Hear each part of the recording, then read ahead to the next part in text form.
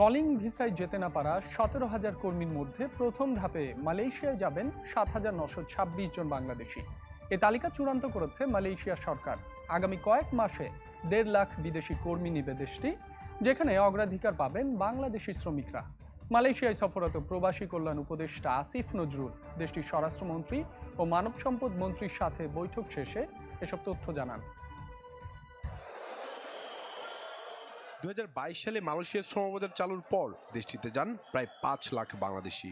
এই সময়ে দেশটিতে গিয়ে কাজ না পাওয়া সিন্ডিকেট কর্মীদের কাছ থেকে অতিরিক্ত অভিবাসন ব্যয় সহ নানা অভিযোগ ওঠে বাংলাদেশি রিক্রুটিং এজেন্সির বিরুদ্ধে। সর্বশেষ 2024 সালে দেশটিতে বিদেশি কর্মী নেওয়া বন্ধ করে দেওয়া হয়। এতে বাংলাদেশ থেকে 17,000 কর্মী মালয়েশিয়ায় যেতে পারেনি। এই কর্মীরা 4 থেকে 5 লাখ টাকা দিয়ে গেল 1 বছরে রিক্রুটিং এজেন্সি থেকে মন্ত্রণালয়ের দুয়ার ঘুরেও পাননি কোনো সমাধান। সংকট সমাধানে মালয়েশিয়া সফরে যান প্রবাসী কল্যাণ উপদেষ্টা আসিফ নজরুল। দেশটির স্বরাষ্ট্রমন্ত্রী ও মানব সম্পদ মন্ত্রীর সাথে বৈঠক শেষে জানান, মালয়েশিয়ায় যেতে না পারা কর্মীদের মধ্য থেকে প্রথম ধাপে 7,926 জন কর্মী যাবেন দেশটিতে। প্রথম ব্যাচ হিসাবে 7,926 জনের তালিকা ওনারা চূড়ান্ত করেছেন এবং এটা খুব অল্প সময়ের মধ্যে ওনাদেরকে মালয়েশিয়াতে কাজ করার সুযোগ দেওয়া যাবে, এই প্রক্রিয়া শুরু করে দিয়েছেন ওনারা। আর নতুন করে 1.5 লাখ বিদেশি শ্রমিক নেবে মালয়েশিয়ার সরকার, যার মধ্যে অগ্রাধিকার পাবেন বাংলাদেশিরা। আগামী কয়েক মাসে মালয়েশিয়া 1 থেকে 1.5 লক্ষ বিদেশি শ্রমিক নিতে পারে। তো আমাদেরকে মালয়েশিয়ার যে ইন্টেরিয়র হিউম্যান রিসোর্স মিনিস্টার আছে, উনি আশ্বস্ত করেছেন লোক দেওয়ার ক্ষেত্রে বাংলাদেশকে সর্বোচ্চ অগ্রাধিকার দেওয়া হবে। বাংলাদেশ থেকে সবচেয়ে বেশি লোক নেবেন ওনারা। এই অভিবাসন বিশেষজ্ঞ বলছেন, মালয়েশিয়ার শ্রমবাজারের দুর্নীতি রোধে দরকার দুদেশের কার্যকরী পদক্ষেপ। আমাদের গোয়েন্দা সংস্থা, আমাদের বিভিন্ন বাহিনীগুলো, বর্ডার ফোর্সগুলো, তারা অন্যান্য দেশের মালয়েশিয়ার বর্ডার ফোর্স এবং সেখানে ইমিগ্রেশন কর্তৃপক্ষের সাথে একটা সমন্বয় রেখে অন্তত তথ্যগুলো আগে নিয়ে আসতে হবে যে আমাদের উভয় পক্ষের, অর্থাৎ মালয়েশিয়া এবং বাংলাদেশের উভয় দিকে আমাদের একই রকম তথ্য আমরা পাচ্ছি, এবং তারপরে কিছু কিছু জয়েন্ট অ্যাকশনের কথা চিন্তা করতে হবে। গত 1 দশকে নানা অনিয়ম ও দুর্নীতির দায়ে 3 বার বন্ধ হয় মালয়েশিয়ার শ্রমবাজার। সম্রাট হোসেন, চ্যানেল 24, ঢাকা। এ নিয়ে আরো জানাতে মালয়েশিয়া থেকে আমাদের সাথে যুক্ত হচ্ছেন সহকর্মী ওয়াহিদ সোহান। সোহান, আপনাকে স্বাগত ওয়ার্ল্ড নিউজ টুডেতে। আপনার কাছে প্রথমে যে বিষয়টি জানতে চাই, কলিং ভিসায় প্রথম ধাপে প্রায় 8,000 বাংলাদেশি মালয়েশিয়া যাবেন। কবে নাগাদ এই প্রক্রিয়া শুরু হবে? আপনাকে ধন্যবাদ। আপনি যেমনটি বলছিলেন, আসলে আজকে মালয়েশিয়ায় আমাদের বাংলাদেশের প্রবাসী কল্যাণ উপদেষ্টা ডক্টর আসিফ নজরুল, তিনি মালয়েশিয়ার হিউম্যান রিসোর্স মিনিস্টার এবং মালয়েশিয়ার স্বরাষ্ট্রমন্ত্রীর সাথে তিনি দীর্ঘ বৈঠক করেছেন। এই বৈঠকের মাধ্যমে আজকে যে সিদ্ধান্তটি হয়েছে সেটি হলো যে আসলে বরাবরই মালয়েশিয়ার যে সমস্ত নিয়োগকর্তা রয়েছেন তাদের চাহিদা হলো যে বাংলাদেশি কর্মী। সেই ধারাবাহিকতায় আমাদের গত 1 বছর আগে যেই সিন্ডিকেটের জাতাকলে পড়ে আমাদের যেই শ্রমবাজারটি বন্ধ হয়ে গিয়েছিল, সেখানে প্রায় 17,000-এর মতো কর্মী আটকে গিয়েছে। তাদেরকে নিয়ে আসার জন্য এই মুহূর্তে যে সিদ্ধান্তটি গ্রহণ করা হয়েছে, 7,926 জন, প্রায় 8,000 কর্মীকে আগামী জুনের দ্বিতীয় সপ্তাহ থেকে মালয়েশিয়াতে আসার জন্য ফ্লাইটের কার্যক্রম শুরু হবে।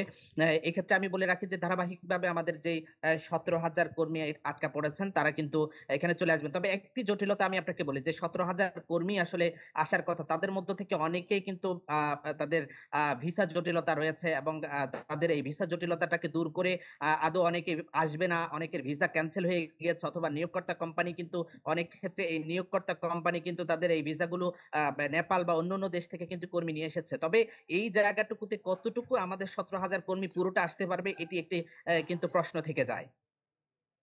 সোহান, আপনার কাছে আরো একটি বিষয় জানতে চাই। মালয়েশিয়ায় কর্মী ভিসায় যেতে ইচ্ছুক যে সকল বাংলাদেশিরা রয়েছেন, তারা কোন বিষয়গুলো বিবেচনায় রাখতে হবে? আসলে আপনি অত্যন্ত গুরুত্বপূর্ণ একটি প্রশ্ন করেছেন। যারা আসলে মালয়েশিয়াতে কর্মী হিসেবে আসতে চায়, প্রথমত তাদেরকে হলো যে তাদের যে যদি স্কিল থাকে, যেমন আমাদের মালয়েশিয়াতে কিন্তু এই মুহূর্তে নার্স দরকার, মেডিকেল টেকনোলজিস্ট দরকার, এখানে হলো যে সিকিউরিটি গার্ডের যে চাহিদা রয়েছে। এই যে আমরা যদি এক্সপার্টদেরকে মালয়েশিয়াতে প্রমোট করতে পারি এই মুহূর্তে, এটি আমাদের বাংলাদেশের জন্য অত্যন্ত চমৎকার একটা সুযোগ রয়েছে, যেহেতু বরাবরই মালয়েশিয়ান নিয়োগকর্তারা কিন্তু বাংলাদেশের কর্মীদের প্রতি একটি স্বাভাবিক সুদৃষ্টি রয়েছে এবং মালয়েশিয়া গভর্নমেন্টের পক্ষ থেকে এই সুদৃষ্টি রয়েছে। আমি যদি আপনাকে বলি এই মুহূর্তে আমাদের যদি কনস্ট্রাকশন ভিসায় যারা আসতে চায় অথবা প্লান্টেশনে যারা আসতে চায় এবং ক্লিনিং সার্ভিসে এই মানুষগুলোকে আসলে এই মুহূর্তে আমাদের এক্সপার্ট হওয়া দরকার। ভাষাগত যে বিষয় রয়েছে, ন্যূনতম একটা এডুকেশন তাদের থাকা দরকার, অথবা আমাদের একেবারেই নিতান্তই গ্রাম অঞ্চলের মানুষগুলো যদি মালয়েশিয়া আসতে চায় তাদেরকে ন্যূনতম একটু কোয়ালিটি মেনটেন করে যদি পাঠানো যায়, তাহলে আমাদের মালয়েশিয়াতে যেই শ্রমবাজারের যেই অবস্থান রয়েছে অথবা বাংলাদেশি কর্মীদেরকে মালয়েশিয়া আসার জন্য যেই অবস্থান তৈরি করা দরকার, এটা কিন্তু আমাদের জন্য অনেক চমৎকার। আমি আপনার এই কথার পাশ দিয়ে আরেকটু বলি, আমরা যদি আসলে আমাদের কোয়ালিটিফুল লোক যদি আমরা রিক্রুট করতে পারি, সেই ক্ষেত্রে আমাদের বাংলাদেশের যে সমস্ত রিক্রুটিং এজেন্সি গুলো রয়েছে সেই রিক্রুটিং এজেন্সি গুলো যদি তারা ভালোভাবে উদ্যোগ গ্রহণ করে, মালয়েশিয়ার নিয়োগকর্তাদের চাহিদা অনুযায়ী তারা যদি লোক দেওয়ার ক্ষেত্রে তাদেরকে প্রমোট করতে পারে, এবং বাংলাদেশ সরকারের পক্ষ থেকে যে বাংলাদেশের প্রবাসী কল্যাণ মন্ত্রণালয়ের আন্ডারে প্রবাসীদের জন্য যে সমস্ত ট্রেনিং সেন্টার গুলো রয়েছে এগুলোকে যদি কার্যকরী পদক্ষেপ তৈরি করে যদি আমাদের প্রবাসীদেরকে মালয়েশিয়া প্রেরণের ক্ষেত্রে সহযোগিতা করে থাকে, তাহলে কিন্তু আমাদের বাংলাদেশি যে সমস্ত কর্মীরা রয়েছে বা ভাই আমাদের যে সমস্ত ভাইরা মালয়েশিয়া আসতে চান তাদের জন্য চমৎকার সুযোগ রয়েছে। বিশেষ করে আমি যদি আপনাকে আবারও রিপিট করি, এই মুহূর্তে আমাদের নার্স এবং মেডিকেল টেকনোলজিস্ট সহ আইটি এক্সপার্টের ভালো চাহিদা রয়েছে মালয়েশিয়ায়। এই মুহূর্তে বাংলাদেশ সোহান, সরকারের আপনাকে প্রয়োজন। অসংখ্য ধন্যবাদ আমাদের সঙ্গে যুক্ত হবার জন্য। মালয়েশিয়া থেকে আমাদের সাথে যুক্ত হয়েছিলেন ওয়াহিদ সোহান। যুক্তরাষ্ট্রের সাথে $200 বিলিয়ন বাণিজ্য চুক্তি করেছে কাতার। দেশটি সফরে গিয়ে 1.5 শতাধিক উড়োজাহাজ বিক্রি চুক্তি করেছেন মার্কিন প্রেসিডেন্ট ডোনাল্ড ট্রাম্প। হয়েছে বেশ কয়েকটি সমঝোতাও। এদিকে ইরানের সাথে পরমাণু চুক্তির খুব কাছাকাছি পৌঁছেছে যুক্তরাষ্ট্র। উপসাগরীয় 3 দেশ সফরকালে এমন বার্তা দিয়েছেন ডোনাল্ড ট্রাম্প। সৌদি আরব সফর শেষে কাতারে পা রাখতেই রাজকীয় অভ্যর্থনায় মার্কিন প্রেসিডেন্টকে বরণ করে নেন দেশটির আমির Sheikh Tamim bin Hamad Al Thani. এরপর দোহায় দ্বিপক্ষীয় বৈঠক করেন দুই নেতা। এদিন $200 বিলিয়ন চুক্তিতে সই করেন মার্কিন প্রেসিডেন্ট ও কাতারের আমির। এর আওতায় রয়েছে কাতার এয়ারওয়েজের সাথে 1.5 শতাধিক বিমান ক্রয়ের চুক্তি, রয়েছে কয়েকটি সমঝোতা চুক্তি।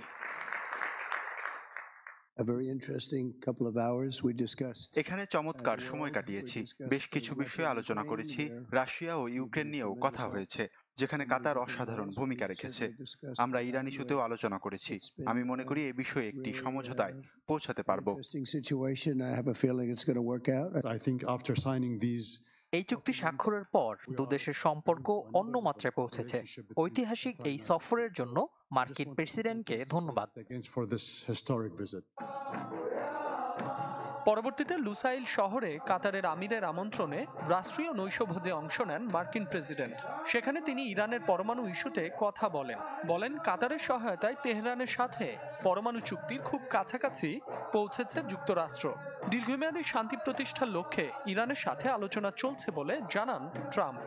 You're also working with us very closely with respect to negotiating a deal with Iran. কাতার সফরে সিরিয়ার প্রেসিডেন্ট আহমেদ আল শারার সাথেও দেখা করেন মার্কিন প্রেসিডেন্ট। সিরিয়ার ওপর থেকে সব ধরনের নিষেধাজ্ঞা তুলে নেওয়ার কথা জানান তিনি।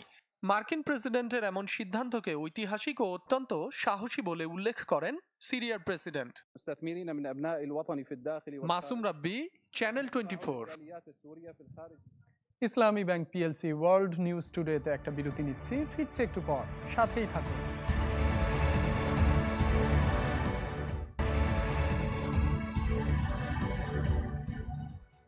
স্বাগত আরেকবার, দেখছেন ইসলামী bank PLC world news today, সাথে আছি মাসুম রাব্বি। ইউক্রেন যুদ্ধ অবসানে 3 বছরের মধ্যে প্রথমবার সরাসরি শান্তি আলোচনায় বসেছে মস্কো কিয়েভ। তবে ইউক্রেনের প্রেসিডেন্ট ভলোদিমির জেলেনস্কির অভিযোগ, শান্তি আলোচনায় ডামি প্রতিনিধি দল পাঠিয়েছে রাশিয়া। তাদের কার্যত কোনো সিদ্ধান্ত গ্রহণের ক্ষমতা নেই। রোববার রাশিয়ার প্রেসিডেন্ট ভ্লাদিমির পুতিন কোনো শর্ত ছাড়া ইউক্রেনের সঙ্গে এই আলোচনায় বসার প্রস্তাব দিয়েছিলেন, কিন্তু পরে খবর মেলে বৈঠকে যাচ্ছেন না পুতিন। এর বদলে রাশিয়া অভিজ্ঞ টেকনোক্রেটদের একটি দল সেখানে পাঠাচ্ছে। বুধবার ক্রেমলিন শান্তি আলোচনায় মস্কোর প্রতিনিধি দলের যে নাম ঘোষণা করে তাতে আছেন পুতিনের উপদেষ্টা ভ্লাদিমির মেদিনস্কি ও উপ প্রতিরক্ষা মন্ত্রী আলেকজান্ডার ফোমিন সহ কয়েকজন।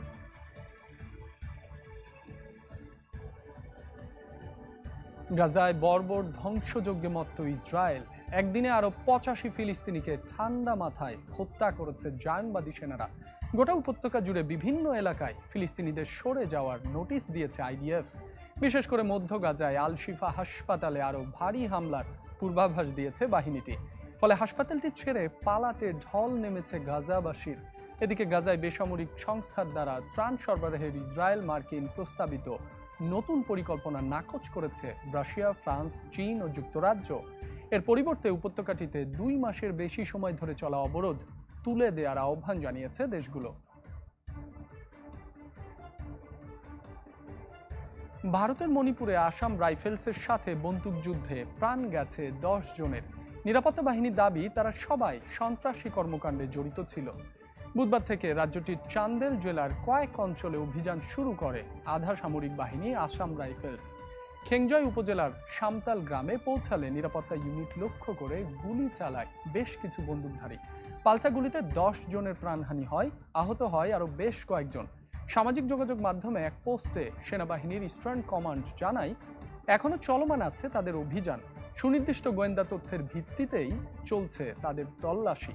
এই অভিযানে বিপুল পরিমাণ গোলাবারুদ উদ্ধারের দাবি করছে আসাম রাইফেলস।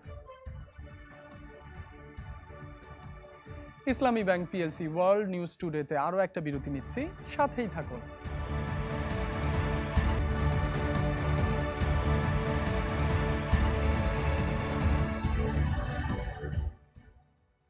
আরও একবার স্বাগত। দেখছেন ইসলামী bank PLC world news today.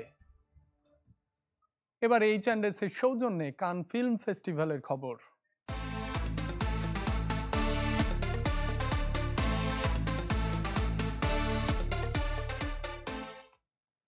ফ্রান্সের প্যারিসে চলছে কান চলচ্চিত্র উৎসব। এ বিষয়ে বিস্তারিত জানাতে ফেস্টিভ্যাল থেকে যুক্ত হচ্ছেন সহকর্মী শাহরিন জেবিন। জেবিন, ৭৮তম কান চলচ্চিত্র উৎসবের সবশেষ কি তথ্য রয়েছে আপনার কাছে, আমাদের জানাবেন।